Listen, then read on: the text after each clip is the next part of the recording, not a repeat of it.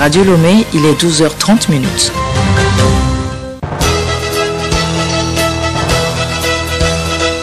Le journal Léontine Atoguima.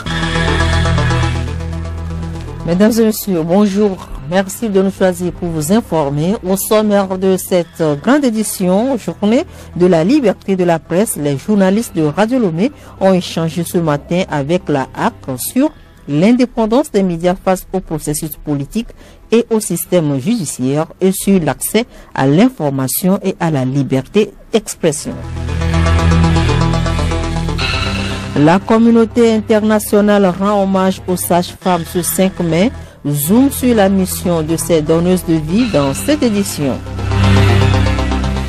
Élection législative du 5 juin prochain en Éthiopie, l'Union européenne annule sa mission d'observation dans le pays suite à un désaccord sur les exigences de déploiement. Sport, football, reprise des compétitions ce mercredi pour les pensionnaires de la première division togolaise avec la 8e journée. Les 16 clubs abordent le sprint final.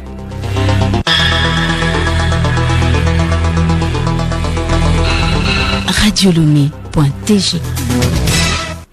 Journée d'échange ce matin à Radio Lomé.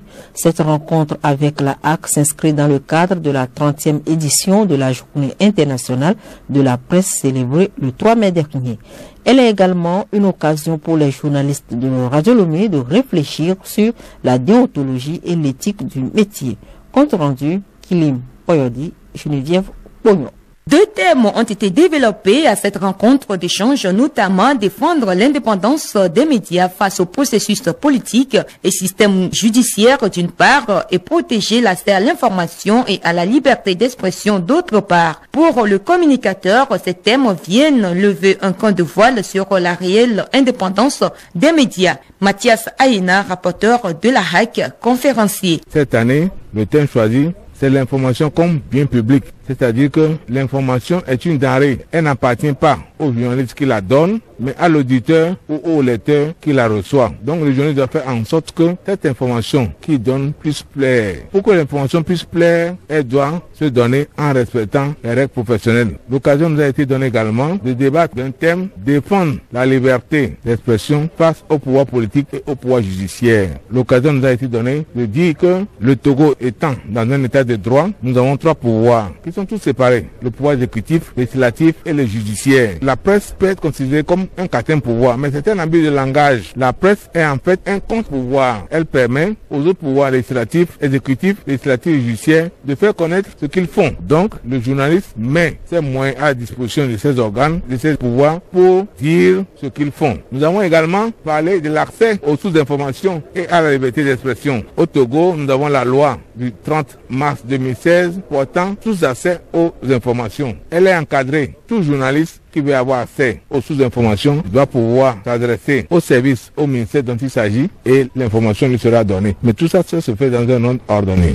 Les participants se sont exprimés à l'issue de la rencontre qu'ils jugent pertinente. Au Togo, nous sommes dans la semaine de la presse. C'est quoi? C'est rappeler à tous les gouvernements qu'il faut qu'ils respectent leur engagement vis-à-vis des journalistes. Ça veut dire leur donner un accès libre aux informations. Maintenant, au thème qui est l'indépendance des médias, on nous a rappelé les droits et devoirs du journaliste. C'est pas toutes les informations que le journaliste a à sa position, ce qu'il doit mettre à la place publique. Aussi, cette journée permet de se rappeler des confrères qui ont perdu la vie dans l'exercice de leurs fonctions. Au cours des échanges, nous avons reçu des conseils quant à l'équité dans la couverture des événements dans notre pays. Aujourd'hui, nous savons que nous sommes dans un pays où il y a le multipartisme et l'orateur a demandé aux journalistes de Radio Lomé que nous sommes de couvrir équitablement les événements, d'aller vers tous les partis politiques par exemple, les associations, les organisations de la société civile.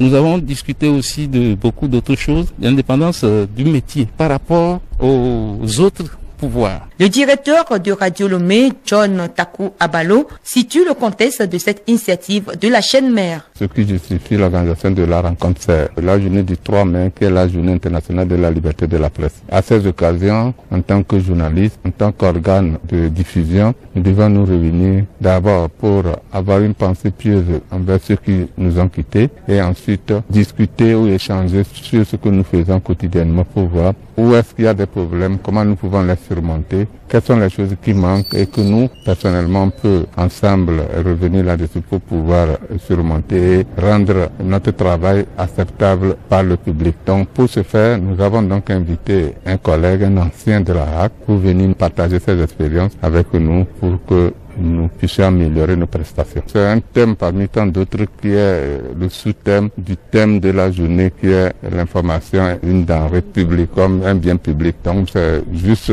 pour montrer l'indépendance de nos organes, pour dire aux uns aux autres que nous, au niveau de Radio Lomé, nous ne sommes pas sous pression de ce que nous faisons. Nous sommes libres, nous faisons le travail comme cela se doit et nous sommes ouverts à tout autre pour pouvoir améliorer nos prestations. Il faut rappeler que la journée internationale de presse a été instaurée il y a 30 ans. Merci à vous, Geneviève Pognon. La législation nationale réglemente les activités physiques et sportives au Togo. La loi fixant les règles d'organisation, de développement et de promotion des activités physiques et sportives a été adoptée hier par les parlementaires. Edouard Sono. Cette loi comporte 108 articles regroupés en 8 chapitres. Le président du groupe parlementaire NET PDP revient sur les nouvelles dispositions contenues dans le document. Jerry Tama, président du groupe parlementaire NET PDP. Ce nouveau texte contient un certain nombre d'innovations, à savoir des transferts de tutelle pour mettre fin aux batailles de tranchées entre certains ministères et le rattachement de l'Institut national de jeunesse et sport à l'Université de Lomé. La création de 2 fédérations pour distinguer le sport scolaire de celui universitaire pour répondre à l'organisation de ces activités à l'échelle internationale reste une excellente adaptation. J'aimerais pourtant qu'on aille plus loin en faisant de notre pays un hub international dans des disciplines ciblées comme le football par exemple. Faisons la promotion des entraîneurs locaux en les assistant notamment dans leur formation. Le président du groupe parlementaire UNIR Achole Akleso se réjouit de cette adoption tout en soulignant les bienfaits du sport. De façon générale, le sport, quelle que soit sa nature ou sa forme, procure une meilleure santé physique et mentale à l'homme. D'importantes ressources sont consacrées à l'enseignement du sport et du développement des centres sportifs et de loisirs. Le sport rassemble les peuples et devient indiscutablement un instrument de cohésion sociale, de paix, de réconciliation et même de rayonnement des nations dans le monde. Le ministre en charge des sports, Madame Besti Kamalidi, affirme que ce document inaugure un nouveau départ pour les sportifs togolais. Le présent vote fonde mon espoir que notre pays dispose désormais d'un arsenal juridique qui permettra au secteur des sports en général de sortir des sentiers battus et aux acteurs sportifs de pouvoir vivre des disciplines sportives de leur choix. J'ai bon espoir qu'avec ce nouvel outil juridique qui inaugure un nouveau départ, les sportifs togolais seront de plus en plus compétitifs et procureront d'intenses moments de communion et de joie au public sportif togolais. Cette loi vient combler les manquements constatés dans la loi de 2011. La problématique des grossesses et mariages chez les adolescentes devient une préoccupation internationale.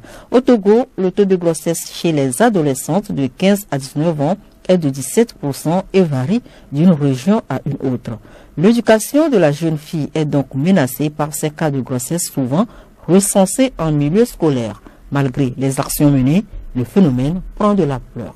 N'est-ce pas, Abile Lemo? Tout à fait, le phénomène de grossesse non désirée est bel et bien présent dans les établissements scolaires privés comme publics, collèges, lycées et les universités de Lomé et de l'intérieur du pays. Ce sujet alimente le débat avec son lot de scandales.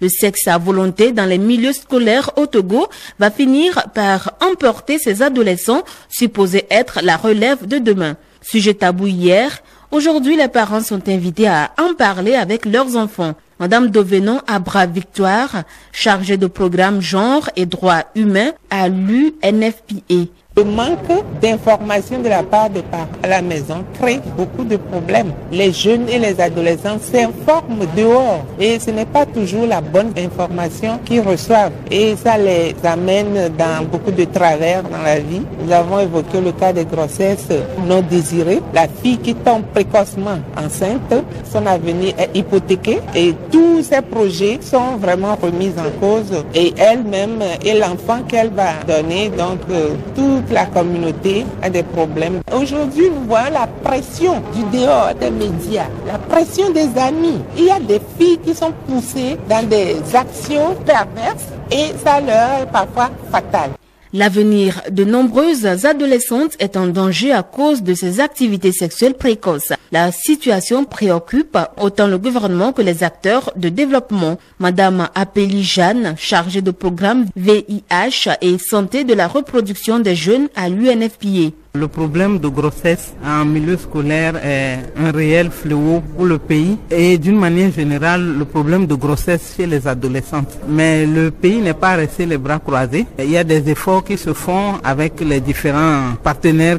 Et par rapport au programme national de lutte contre les grossesses et les mariages précoces, il y a plusieurs volets d'activité. Il y a d'abord ce que nous appelons l'éducation sexuelle à l'école. C'est tout un programme qu'il faut intégrer dans les différentes matières de manière à faire connaître aux jeunes comment se développe son organe, quelles sont les choses qu'il faut éviter, etc. D'un autre côté, il faut aussi informer les parents parce que l'éducation sexuelle commence à la maison. Il y a aussi au niveau de l'école le développement des infirmeries scolaires avec des services de santé de la reproduction où le personnel en place peut faire la sensibilisation et aussi offrir des services si les jeunes ont quelques problèmes IST et autres, ils peuvent aller demander conseil et se faire traiter. Ils peuvent avoir accès à la contraception. Et je crois que beaucoup d'ONG aussi participent à la sensibilisation des jeunes. Parents, éducateurs, luttons ensemble contre ce phénomène de grossesse non désirée en multipliant des séances de sensibilisation à l'endroit des jeunes filles.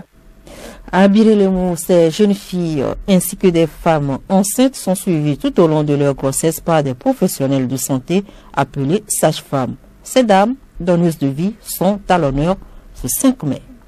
Il s'agit de la journée mondiale de la sage-femme. Cette journée est l'occasion de rendre hommage aux femmes qui le pratiquent et montrer leur importance au sein de la société. Elles ont entre autres pour mission le diagnostic et la déclaration de la grossesse, le suivi de la grossesse, la préparation à la naissance et à la parentalité, le diagnostic et le suivi du travail, l'accouchement, la surveillance de la mère et de l'enfant en postpartum, c'est-à-dire les examens cliniques et complémentaires, la visite postnatale, la rééducation périnéale, la prescription des médicaments, vaccins et examens nécessaires à son exercice, le suivi gynécologique de prévention avec prescription de l'ensemble des contraceptifs, la pose et le retrait des DIU et implants et les consultations de planification familiale, de conseil conjugal et familial.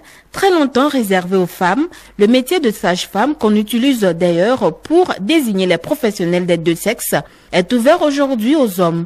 Chapeau à ces professionnels qui accueillent la vie chaque jour dans les meilleures conditions possibles. Le journal Léontine à Toguima.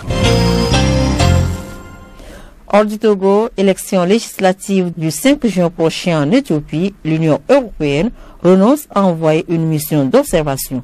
L'organisation regrette n'avoir pas obtenu de garanties suffisantes pour assurer son indépendance. Marie-Claire Palmer.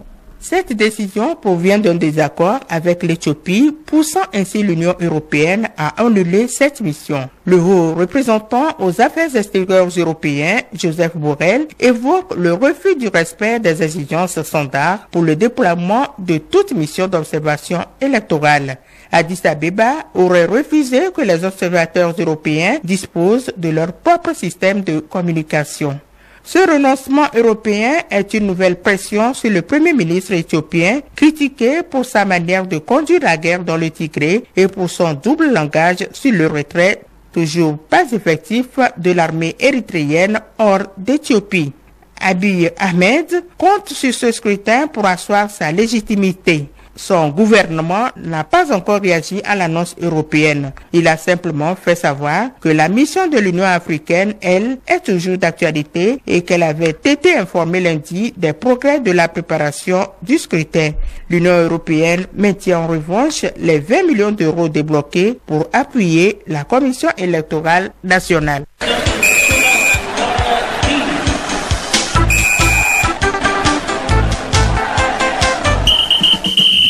La page sportive, après quelques jours de pause, les pensionnaires du championnat national de première division retrouvent les pelouses ce mercredi à la faveur de la phase retour.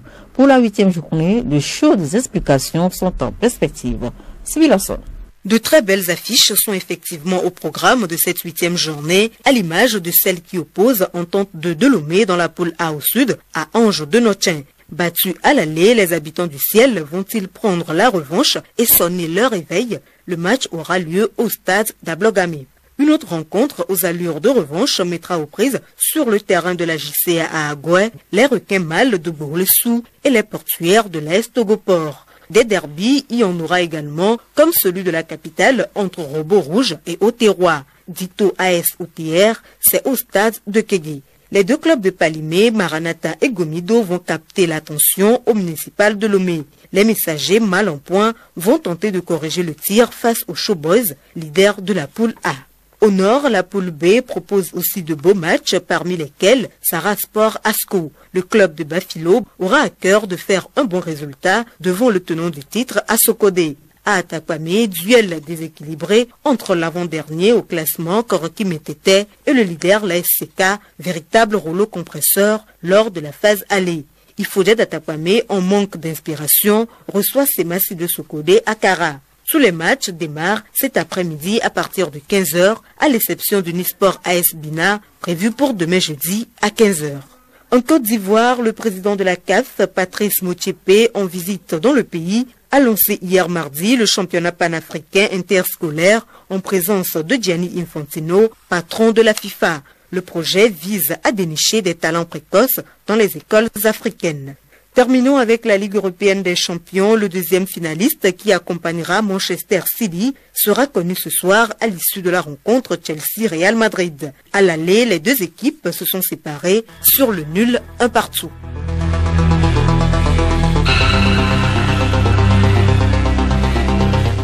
Ce journal se referme. A retenu pour l'essentiel journée de la liberté de la presse. Les journalistes de Radio Lomé ont échangé ce matin avec la HAC sur l'indépendance des médias face au processus politique et au système judiciaire et sur l'accès à l'information et à la liberté d'expression. En sport, reprise des compétitions ce mercredi pour les pensionnaires de la première division togolaise avec la 8e journée. Les 16 clubs abordent le sprint final.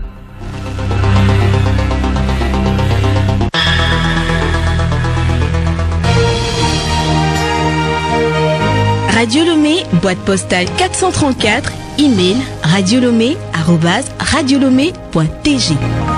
radiolomé.tg